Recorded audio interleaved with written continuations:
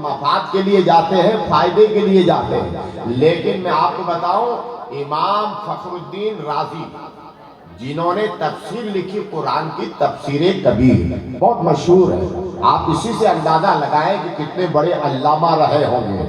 حضرت امام فخر الدین رازی رحمت اللہ علیہ آپ گئے حضرت نجم الدین کبریٰ کے پاس اور عرض کیا، حضرت میں آپ سے مرید ہونے آیا، اور مرید ہونے کے لیے میں اس لیے نہیں آیا ہوں کہ میرا کاروبار بڑھ جائے، دنیا کی لالچ میں نہیں آیا ہوں.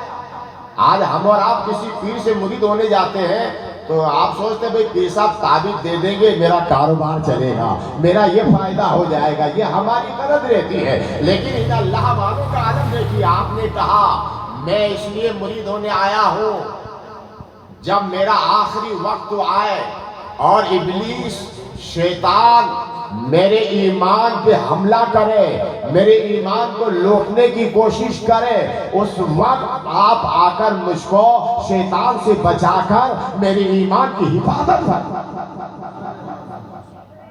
یہ آپ وعدہ کریں.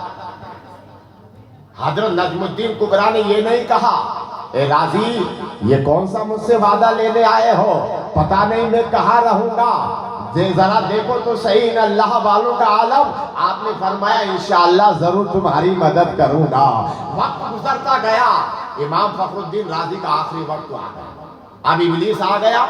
ابلیس نے کہا راضی تو اللہ کو ایک مانتا ہے، اس کی دلیل دے. اللہ کیسے ایک ہے؟ بھئی آج دنیا والوں نے بہت سے خدا بنا رکھے، وہ بہت سے خدا مانتے ہیں. ہم تو اللہ کو ایک مانتے ہیں نا، ہم اللہ کو وحدہ لا شریک مانتے ہیں.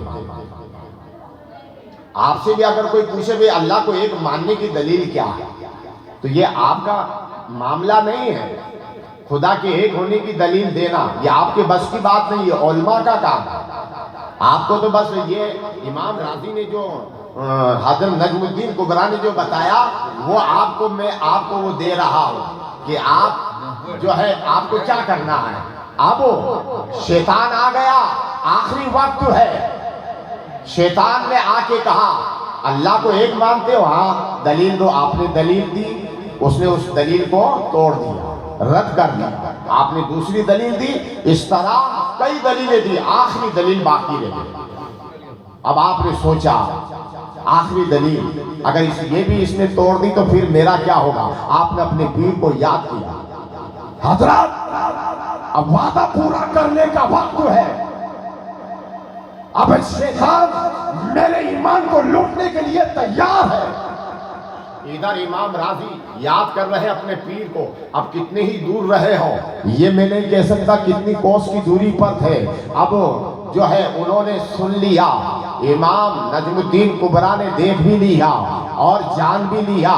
وہ اس وقت عصر یا ظہر کا نماز کا وضو بنا رہے تھے.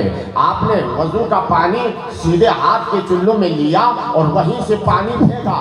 حضرت امام راضی کے چہرے پہ گرا اور کانوں میں آواز آئی راضی شیطان کو کہہ دے میں خدا کو بلا دلیل ایک مانتا ہوں، میں اللہ کو جو ہے بلا ثبوت اور دلیل کے ایک مانتا ہوں. یہ کانوں میں آواز آئی. آپ نے ابلیس سے کہا اے شیطان سن، میرا خدا کسی دلیل کا محتاج نہیں، کسی ثبوت کا محتاج نہیں. میں کس کی دلیل دوں؟